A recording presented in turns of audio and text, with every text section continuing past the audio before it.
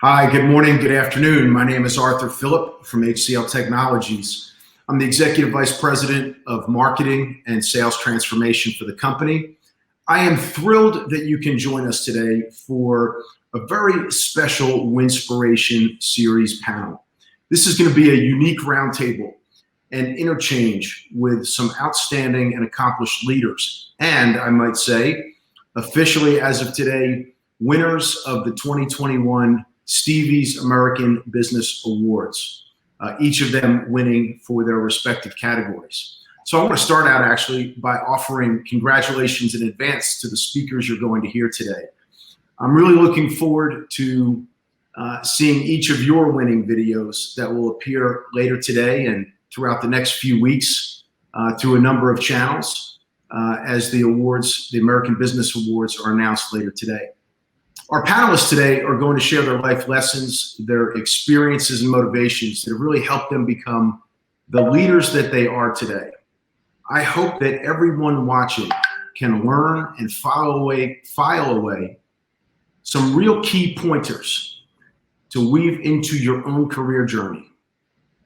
These proven executives can show you pieces of a roadmap of how they got to where they are today. And it's going to be both inspirational and a tremendous value from a career journey standpoint. I also want to comment that their achievement winning the award this particular year, this is the 19th year that these are being given out. But this year was really extra special. When you combine the amount of innovation that took place, particularly in their industries and in their companies that they led, and you combine that with everything that took place over the last year and a half with COVID, the amount of disruption that had to be managed, the amount of fundamental change that took place at an industry level, global level, and of course, all of our own personal levels. This is an extraordinary achievement to be recognized as leaders amongst their own peer group for their categories. So without any further ado, I want to introduce our great panelists today. And I'm going to start David, I'll turn it over to you and let you say hello to the group. Arthur, thanks, and great to be with you today. I'm David Jordan. I'm the Chief Information Security Officer for Intercontinental Hotels Worldwide. Excellent. Nikki, over to you. My name is Nikki Palmer. I'm the Chief Product Officer for Verizon, and really happy to be joining you on the panel today. Thank you very much. Najeeb, good afternoon. Hi there. Hi, I'm Najeeb. I serve as the CIO for AARP. I'm glad to be given the opportunity to speak to you all. Thank you. Thank you. And Ernesto. Thank you, Arthur, and thank you very much for having me. I'm Ernesto Boada. I work for Western Union, and I'm responsible for the Global Product Engineering Organization. Outstanding. Again, thank you all for joining today. We'll jump right in. And David, I'll start with you. We'll go over kind of around the horn. If you think about your own career, what is a key trait or philosophy that has really helped define you as a leader and has had a significant role in shaping your own professional success? Thanks, Arthur. This is an interesting one because everybody wants to come up with something that's very new and unique and glitzy, etc. And I'm afraid I'm a little bit old school in that my philosophy is really focus on fundamentals, right? I think it's very easy to get distracted, particularly in my field of information security. Very easy to get distracted with cloud and AI and digital and mobile and what have you. But unless you have focused on the fundamentals and built that solid platform initially, then it's very difficult to move quickly and effectively in those other directions. So really for me, it's focus on fundamentals and everything else comes second to that. I love it. And it's probably the first time I've heard somebody go right back to the fundamentals. Those building blocks are often so important. Nikki, I'll come to you on the same question. David, that was great. And I think you're right. We can get so caught up in, the latest technology or even the latest management philosophy, right? Because there's a number of those. But the fundamentals are so important. So along those lines, I think if I had to pick one thing, I would say integrity. In a very broad sense, because integrity to me is not just telling the truth, right? That's the easy part, right? But integrity is really being true to yourself. It means when you're in a meeting and you have something to say, that you actually say it, that you're heard. It means offering recognition to people when they deserve it. It means taking unpopular positions when there may be repercussions. So all of those things to me are elements of integrity. And it also really means taking care of yourself, right? Because you can't be true to yourself or to those that you work with if you're not at your best. So I guess that kind of sums it up for me. I would say integrity. Excellent. Two answers so far that have surprised me. A lot of times people look at more. I think David, you said it, the glitzier, glamorous, concepts, but these are really two core building blocks that shape character for today. Najeeb, your thoughts on that successful trait or philosophy? Yeah, I mean, it's hard to add on to what David and Nikki talked about, because I think that those are absolutely right. I would just add that, it's important for us as leaders to also create an atmosphere where people can exhibit their integrity. I think we want to provide clarity. We want to create an atmosphere where people can be honest and they can be forthcoming. I think it's very important not to be command and control based, but more intent based. Give people goals and let people kind of develop their approaches and show us how they want to approach the problem, how they think through it. I think these are all kind of, thematically the same sort of kind of vibe here you're hearing from from all of us. It's important to let people, give them the space to have a point of view, ask them how they got to that point of view, and learn along the way as well. Excellent, and it's quite frankly several lessons wrapped in your philosophy, and clarity and intent based. Those really hit home. And Ernesto, let me come to you in terms of a trait of success or philosophy that's helped propel your career.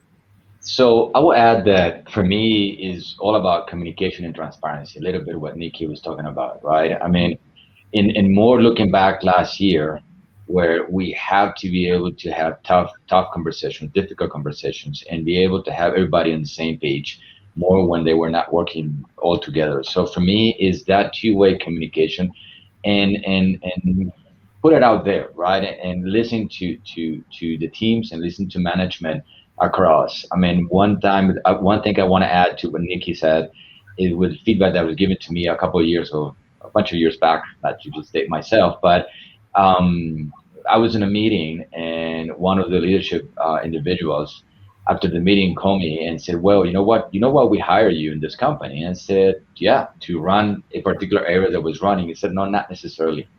We hire you to get your input in all the areas. So when you're in a meeting, don't just talk about your area.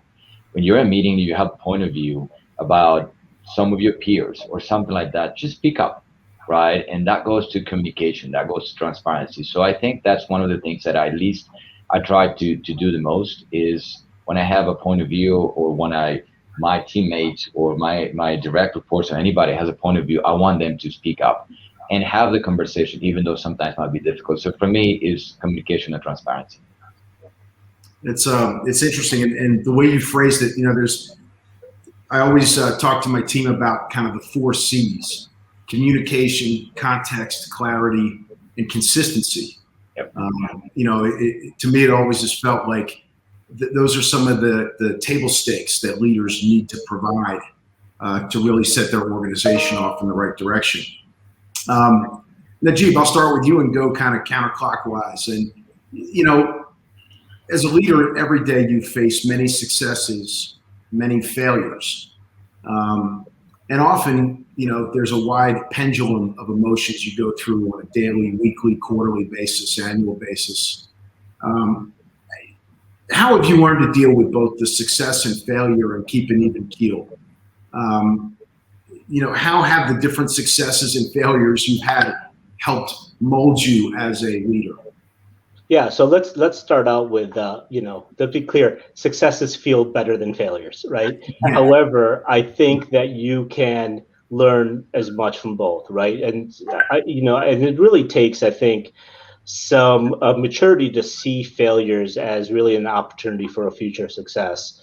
And we've often heard people say, "Hey, you should try, you should fail, and you should learn from that." I think that's true. I think the one amendment I would make to that is that you want to go out, you want to try things, you want to try small things, and if you're going to fail, fail quickly and fail on something that's small and not a huge year-long effort, but a couple of weeks. You learn from that. You've now adapted. You've now figured out how to bake that into what you're doing going forward.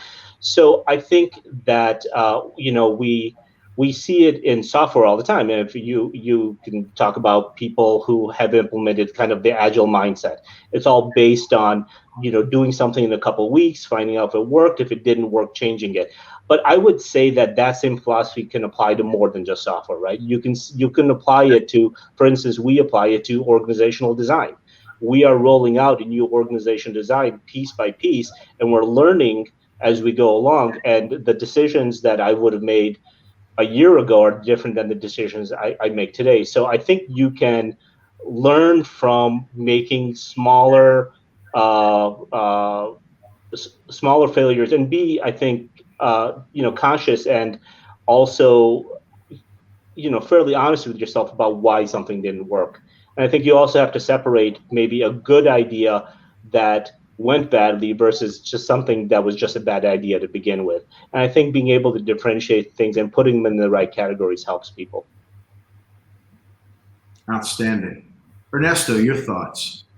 Well, I think to kind of complement what Najeeb was talking about, for me, it's about speed, right? Even in the success times, we cannot just be successful and just sit down and just ride that wave for long, because the market continue moving. I mean, thinking from a product and engineering perspective, and what Dave was talking about, the fundamentals, things they're evolving very, very fast. So it's about how do we can continue learning from the successes, even for the failure, but move fast, right? And I think that is add speed. And then the other part is celebrate, but also make sure that the teams and the people are accountable, right?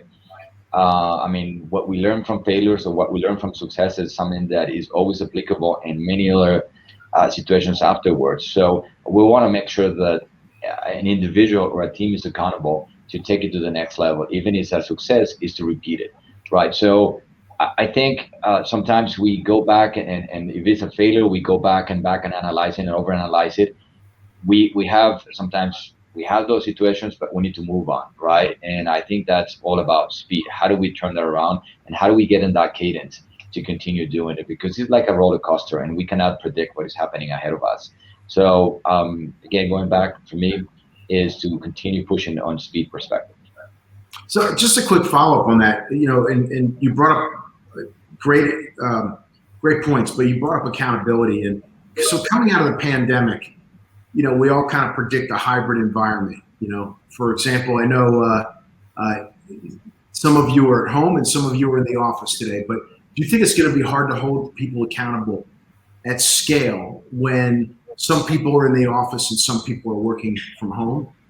I don't think so, to be honest. I mean, one of the things, probably going back to what happened last year, what our teams did differently was to truly focusing on just a few things. Right. And one of the things that as an organization we did was name captains of those rally teams.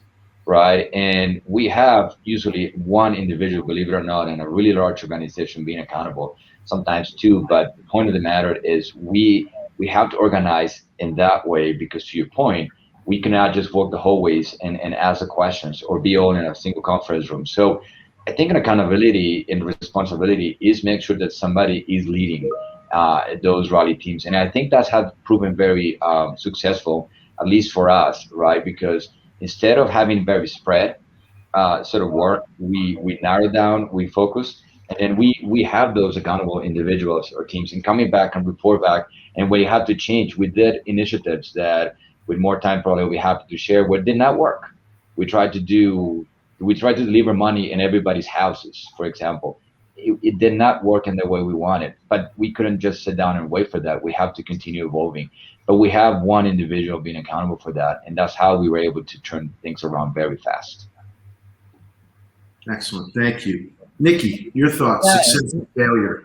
Yeah, there's a lot to build on there. I agree with those sentiments and would like to comment on culture for a minute, because I think success and failure and how you react to them is really part of the culture.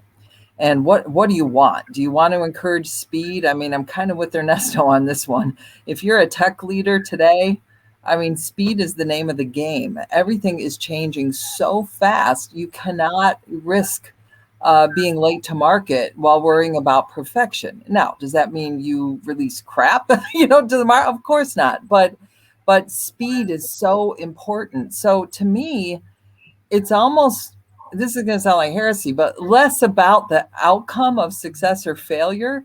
Where a leader's focus should be is on the process and the culture. Are people trying? Are they taking risks? Because if we're not taking risks, we're not learning. And failure may be a result of, an ill-advised risk or a prudent risk. But, you've got to look at that in the way that you look at failure or at success, because some successes may be a result of, fortunate timing rather than an effort. So to me, it's about the culture that's created, that you are encouraging action. And when you're encouraging action and teamwork, I think you're going to get more successes than failures. So, what is the culture we're creating? And then, holding people accountable, honestly, that's not something I worry about in this world, because I think we've got the right culture. If there's a bad apple out of there that, wants to take advantage of a situation, first off, I don't think there's a lot of those. I think most people come to work to put in a good day's work and contribute and use their skills and learn. But if there's someone out there that, wants to go for a ride, I think the system, if you have the right culture, will weed them out. If you as a leader are focused on that, that's going to send the wrong message to the vast majority of your workforce that is looking to contribute. So that's just a few thoughts for me, is really focusing on culture and speed, like Ernesto said, and some of these things work themselves out, and focusing really on that, on your leadership, your own leadership and the leadership of the leaders that report to you. Because in the end, no matter where you sit in the organization, you're part of a team, and you want, I believe, to feel like your leadership knows what you're working on, has got some kind of clue, and is appreciative. So I think that's a matter for all of us leaders at every level in the organization, and is particularly important in a hybrid environment too. So those teams need to remain strong, and it's very important for the culture.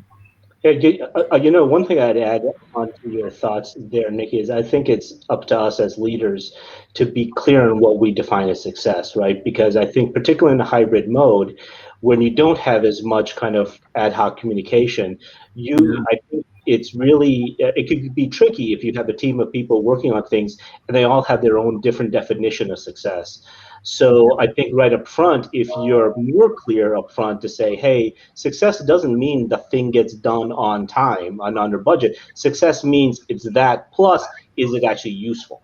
Is it actually going to make an impact on the business? And I think that conversation, while it seems to be obvious, it's one of those things where I think you really need to spend some time up front. Yeah, I agree. Excellent. And David, your thoughts? Yeah. I agree with all of the points that have been made. I think Nikki's point on culture is a key one. I always try to use the phrase that you should assume positive intent, right? Nobody goes out there to fail. Nobody goes out there to hopefully jeopardize the success of individual teams. And so assuming positive intent allows you to take perhaps some of the emotion out of it, and then focus on owning failure in the way that people own success. It's amazing how many people want to partner with you when you've got successes and take some credit for it. But you know what? Failures are typically a team effort as well, and just encourage people to really take ownership over that, to dissect it, to learn from it, and improve processes going forward to limit the opportunity to repeat that failure, and hopefully be more successful in the future. Excellent, excellent. I'm gonna come back to. I'll start with you, Ernesto, and I want to kind of take maybe a historical look back, on your own career journeys. Right? Adversity is something people deal with every day. People have it in their personal lives, they have it in their professional careers. You have to balance both, but there are often some adversities that are defining moments in your own career. And a lot of times they're things that you haven't faced. They're painful. They're challenges that you may not be able to see through right away. If you think back, was there any particular, mega moment or series of moments that really pushed you, challenged you, that also altered and improved your career trajectory? That of course you're willing to talk about and share. Well, I'm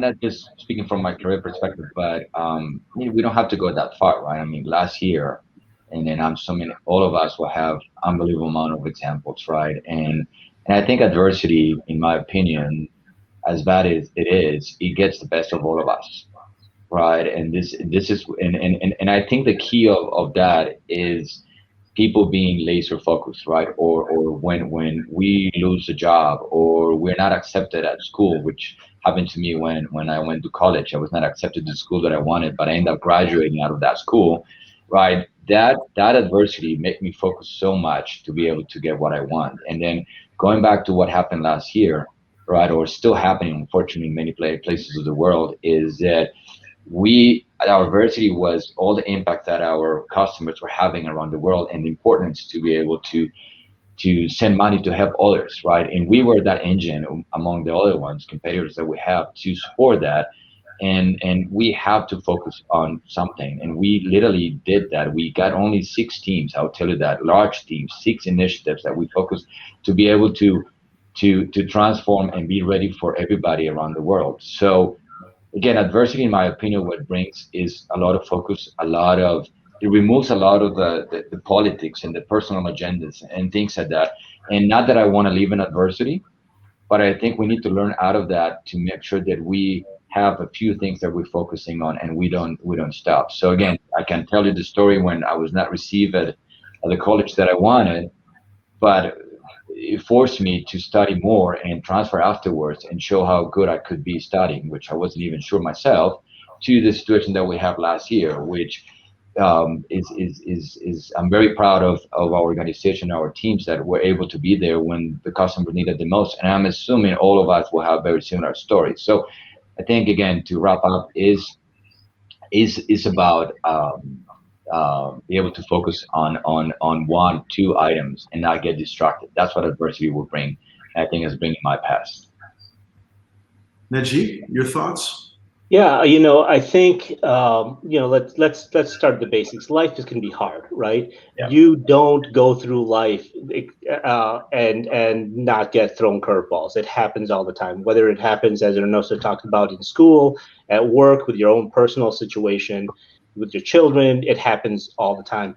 I think one of the most important things that we try to instill in our kids, for example, when my kids, is like, things will happen to you. What the fact that they happened isn't as important as how you react, how you have to get up and go do the thing that you failed at, right? And was difficult. So, for example, in my situation, when I was young, I had a really bad stutter, and coming up and talking in this setting was inconceivable when I was in 5th grade. But in 6th grade, I decided that I shouldn't, let this define me. And I ran for student council, and I had to give a speech in front of the whole school at the gym. It was misery, right? But it's the kind of thing, and I remember it to this day, but it's the kind of thing that I think not to say that's a story all of us have, right? But the thing is, I think getting the lesson of you just got to deal with it and just move on and try to overcome it. I think that's the important part. And I think, for most adversity, I think that's the thing. You have to figure out, I'm not going to let it define me. I'm going to try to do something different. Maybe you should change your approach. Maybe you should don't keep on running into a brick wall. But I think it's really important that you try. And I think that's the lesson that I would impart on folks. It's just heartwarming and fascinating. Thank you for sharing that. Sure. David, your thoughts? Yeah, I think just following on from Ernesto, I mean, obviously last year was almost the definition of adversity for so many of us. In the hospitality industry, our business essentially cratered, right? It's people cannot travel, they cannot stay in hotels, and so at that point we had to make some very difficult decisions as an organization, and we kept people at the center of all of those decisions, and I've got a lot of credit to give to the executive management team for doing that. But I think through that, where your revenue picture has been changed so dramatically, where you are dealing with personal issues which are affecting your ability to operate as a professional, where the risk profile of the organization is changing as a result of something that you've got no control over, and yet you no longer have the resources necessarily to pivot in the way that you did before. Being able to perform in an environment like that builds a much, much stronger team and puts together a platform from which you can build for the future. And so, for us, whilst a very difficult environment to operate in and to lead a team through, coming out of the other end, that team has learned so much about how to work more effectively together, has learned so much about how to be more aligned with the business and driving us towards what's truly valuable, that ultimately, as a group, we're much better for it. I'm not saying we're necessarily going to be thankful for COVID, but I do think that through adversity, we've improved as a team. Excellent. Nikki. Wow. I mean, there's a lot of good stuff there.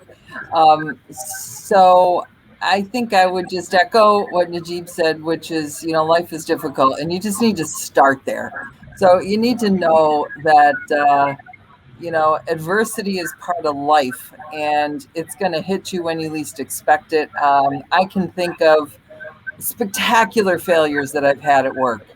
And I can think of, great successes as well.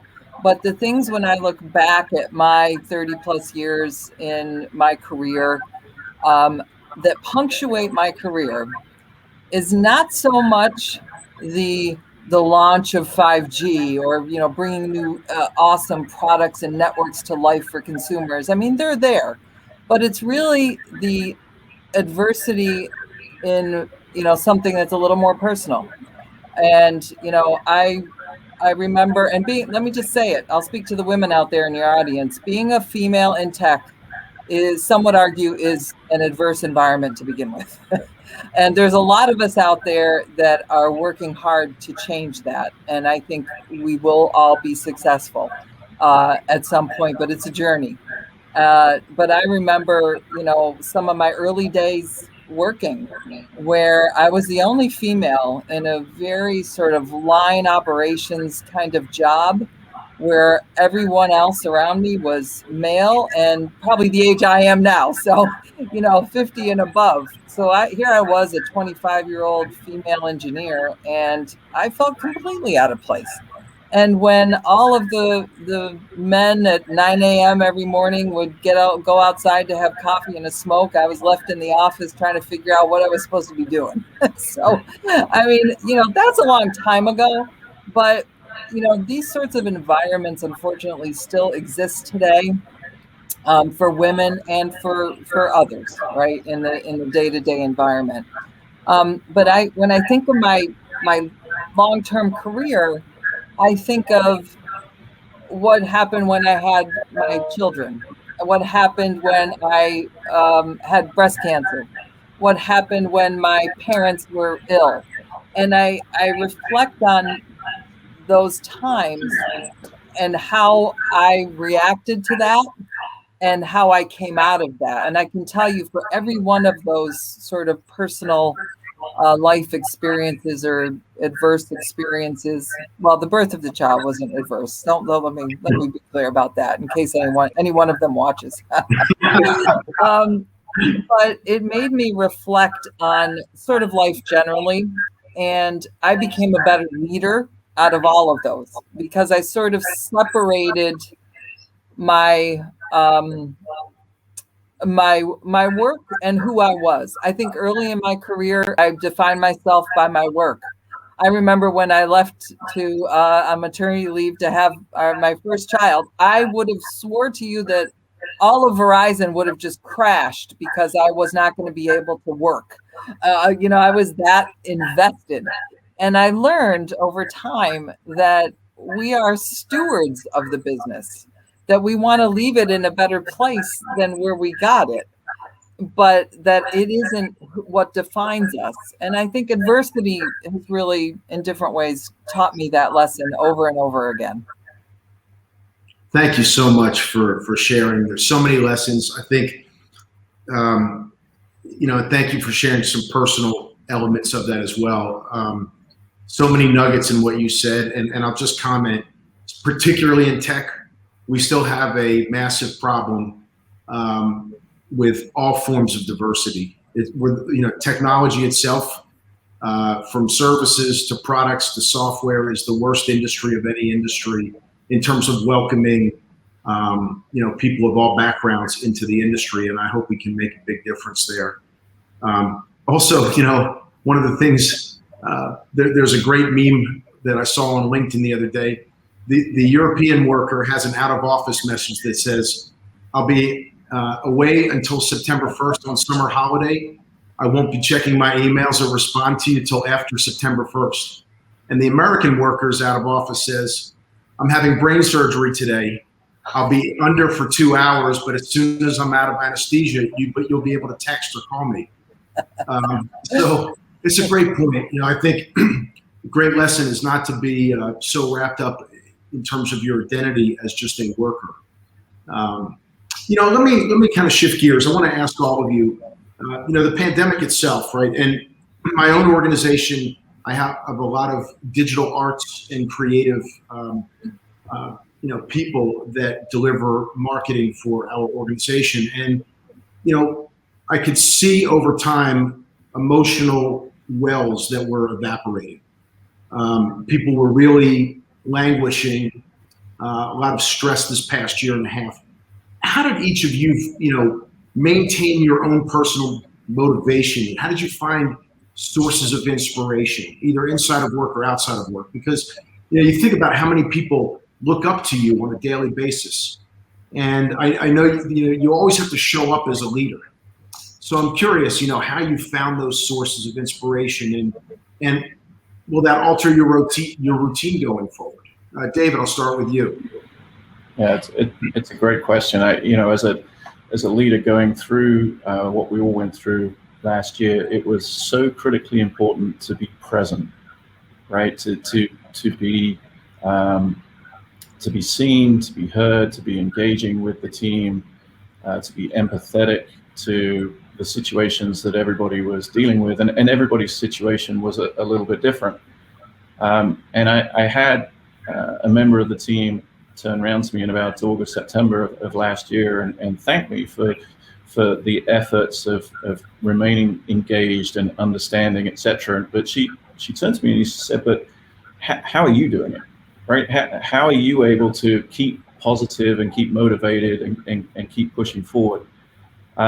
And so it was firstly, it was great of her to do that check-in. But secondly, it sort of helps answer your question. I genuinely believe in the mission of the organization, right? It's one of these things that I actually love what I do every day. I enjoy challenge. And so from that standpoint, I was excited to continue that work, albeit under very, very difficult conditions.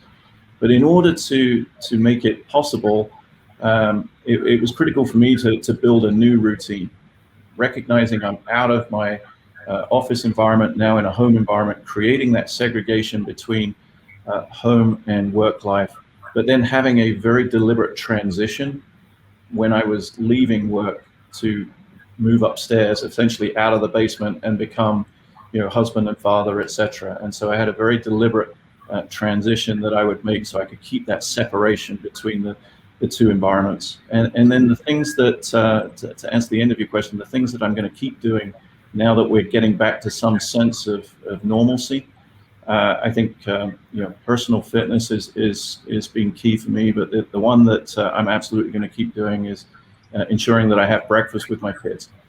And so that's been that thing that they're so alive first thing in the morning. They're so funny and willing to share. But that moment of energy outside of the job was huge for me and helped me recognize what I was doing was important and that you can do both. That's fantastic. Thank you. Nikki. Well, oh boy, I was thinking, I'm not sure what time it is, but my kids are probably still asleep. So no matter what time it is, I love the breakfast thing. This last year has just been, unprecedented is overused, but there's nothing like it. And I will admit, it's a roller coaster for all of us. So if you don't think that everyone around you, including, all of your leaders are, feeling different things at different times, they are. Everybody's human. And, I have lost friends to COVID. I have my family's, been hit with it in different ways.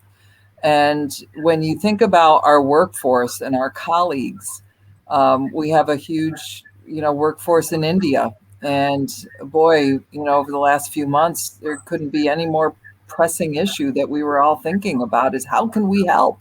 How can we make this better? And so it has absolutely been a roller coaster. I don't know that there's a secret sauce, but I think one of the things, again, that adversity has taught me over the years, I learned the lesson the hard way, but, to show up for your team. And again, outside of my family, these are my team and my Verizon colleagues are people I care most about in the world, really. I mean, and you want to help, you want to be there for them because they are all over the map too. I have some employees that have told me, I love working at home and, I'm 3 times more productive because of X, Y, and Z. I've had other employees say, I can't deal with this. I need to get into the office. So people, don't make assumptions. It would be the one thing I would say about how someone is feeling. You really gotta ask them. So one of the things I started doing during the pandemic, which has been just my favorite thing, is I started instituting, we call them walk and talks, was just getting out of the house. It's open to anyone in the organization. So I don't care, except my leadership team. It was open to frontline only. So, thousands of people that wasn't seeing, I'm not traveling. We're not doing these things. And so everyone could sign up. I did two a day, half an hour a piece, where it was no agenda, just a connection. And I got to tell you, people like them. They thank me for them. I'm the one who got the most out of those because I got to connect with people. It sort of renewed my own energy that I was missing from not being in the office with people. And I got to learn. I learned about the amazing talents in the organization. Sometimes it was a technical talent, but sometimes it was, boy, this guy is a classical guitarist. I didn't know that, right? So very interesting connections were made. But I also learned a lot about the work and what's working, what's not, and where I could plug in. So that was one thing I would pass on, and I'm continuing. They're fantastic. Leaders have to always find ways to connect with all levels of the organization to really know what's going on, and I'm sure the other panelists will agree. And then the last thing I would just echo is fitness and taking care of yourself. That I've learned not early on, but I wish I had. And you just can't show up for other people if you're not there yourself. and a little yoga, a little meditation, a little workout will get those endorphins going. And it's a physical reaction. I don't need to tell you all that. You're smart people, but your mind will be better when your body is exercised. So I definitely recommend that. So many great lessons. Ernesto, your thoughts on inspiration and staying motivated? Yeah, I think that I would summarize it kind of in two things. One is appreciation of what we have, first of all, right? Yeah. And the fact that, I mean, again, as anybody, we have been all impacted in the same way or worse. But it's appreciation of what we have, right? We still have our families. We could still do work and many things. So it allows me to truly see a little bit back. The second part is that each of us can make something to make a difference. So we can make a difference, right? I mean, maybe a CEO of a company can make a huge difference for many things, but each of us in our own world can make a difference. And I think that's kind of what truly kind of got me out of my bed and start working on is what can I do to make that difference. And I'll tell you something that truly inspired me. And selfishly speaking, I wanted to tell you about my daughter, who at the time was 16 years old, and she decided to do a GoFundMe campaign to send groceries to remote areas in Colombia. And she raised $5,000. It wasn't millions, but $5,000 went to probably around 180 families in Colombia. And she just did it out of the blue, right? And of course, we help her, but that's the point of talking about making the difference based on your capacity. She just did that and inspirational. So for all of us where probably we can make a bigger impact, I mean, I think this is what we should be doing. So again, for me is appreciate what we have and truly find out how we can make a difference to the people that need it. Thank you. And Ernesto, it makes me think that we need to reserve your window slot for your daughter, who will probably be an award recipient sometime in the near future. Najeeb, your thoughts on motivation and inspiration as a leader? Yeah, I think that the last year in particular has really showed all of us how much people are social creatures, and that there's I think one of the panelists had talked a little bit about earlier how management theories come and go, and there's a lot of change. But I think there are some fundamentals going back to that point that have never changed, which is the need to connect with people is just inherent in who we are. Being able to be empathetic with people is really important, particularly in difficult times like we've had. And some of these, there's some things you can do structurally, like the walks that Nikki talked about, or skip level lunches or whatever works for you and your organization. I think those things help, but I think you really have to start with, you have to be authentic. And people, you can't do it. You can't do whatever you're going to do if you're not authentic. People see right through that. And I think you have to be very empathetic. You have to be open. You have to be there for the right reasons. And it doesn't really matter how well you do it or badly you do it. I think people pick up that you're trying and you're authentic about it. I think it works out very well if you have that kind of mindset to it. Thank you. So many valuable lessons. And we're almost at the top of the hour. I just want to close with one quick question to each of you. And, I won't go in any order, whoever wants to go first, but share with the audience, there's always a big debate. Is there a return to normal? Will we snap back to what life was like in March of 2020? I believe life will be very different going forward.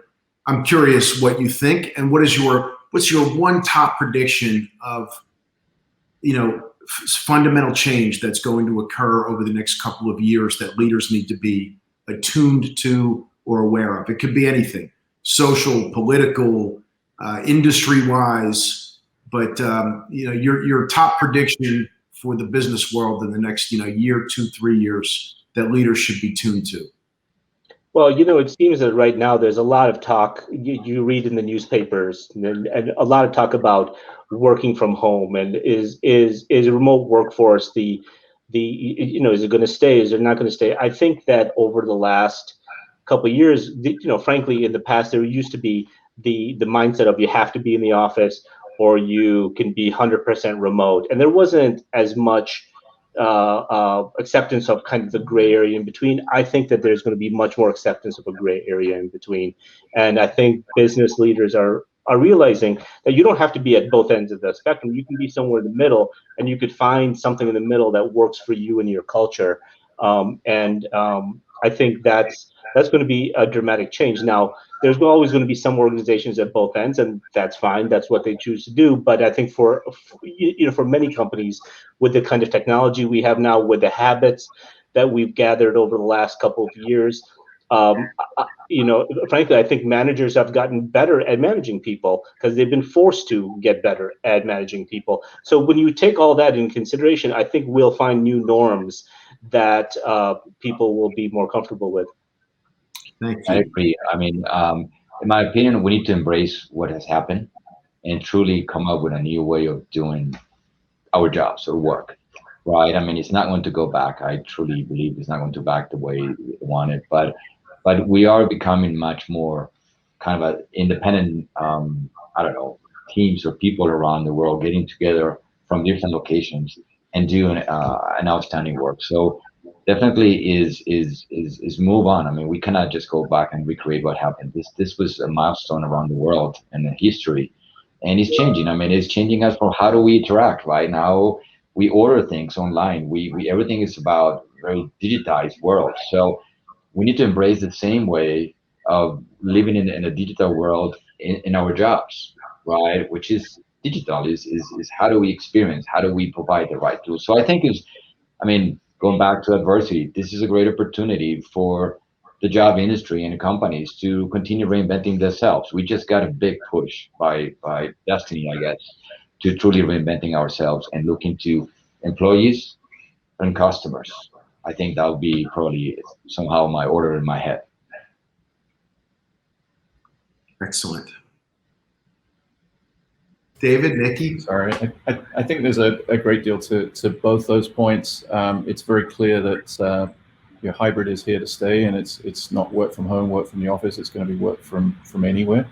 And the good part of all of this is it's just going to accelerate the digitization of what we are doing, and I think that's incredibly positive. And on the negative side, I expect that around about Christmas time, we're going to be inundated with management books of how to manage more effectively in remote environments. So look for that at an Amazon store near you soon.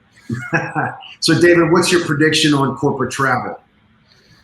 What do you guys think? Obviously, being biased, we want people to travel, right? But I think it's fair to say that we're seeing a huge uptick in personal travel, which is great to see. And I think once people get more comfortable with personal travel, they're going to extend that back into the office. So I'm expecting that there will be a return to business travel, but probably looking a little different than it did before. And last but not least, Nikki. I guess on that point, I would tend to agree. I think, we're all global businesses, and you just cannot think of just the U.S. anymore when we talk about travel. And there's this pandemic, from that perspective, is far from over. So we will, I think, have a long tail on this one. Is my prediction. But I agree with Ernesto and others. Like, I don't think there's going back, but I think that can be a very good thing. On the other hand, the same people that have been, that have sequestered themselves for over a year in their house and cleaning their groceries off are now, running out and, hugging people and buying each other shots and drinking out of the same glass. I mean, so it's an interesting, how the human psyche works, like we crave those things. We want that sort of normalcy back. So I think there's a lot left to play out here. But, the biggest change for me and my prediction for the future is that we do know that, because we work with Fortune 500 companies all over the globe, that the digital transformation agenda has been advanced by 5 to 7 years. Yeah. And you can see that. I see you all nodding your heads. I mean, we all feel it. And that's our responsibility, right? We get this was an awful situation and it's still going on. But as tech leaders, we have to introduce technology that can help the situation and do it responsibly. That's what consumers and businesses are asking for. So I think we'll continue to see that uptick. That's my prediction. That's my hope, is that we'll continue to see like responsible rollout of tech, that not just for tech's sake, but that can really make a difference in the lives of consumers and solve real problems in education and healthcare, for the environment. I mean, there's so many big problems out there that we've yet to fully tackle. And tech is one big piece of that, and we can really help. So I hope we take this momentum and accelerate into the future responsibly.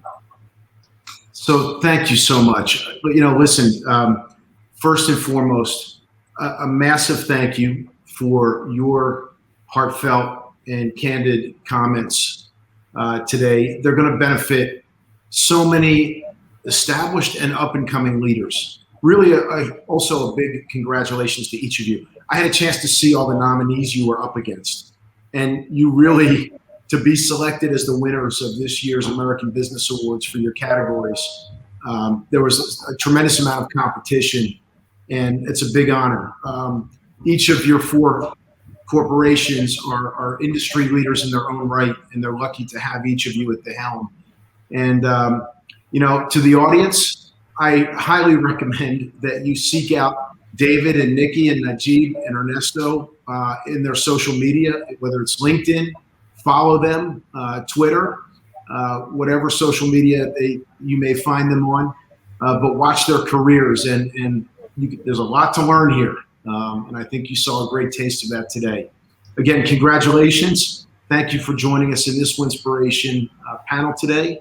And I wish you all the best of luck as we navigate this amazing period of time coming out of the pandemic.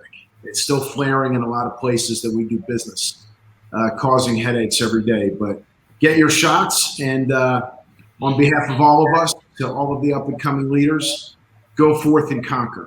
Have a great day. Thank you, Arthur. Bye. Thank you. Thank you, everybody. Bye.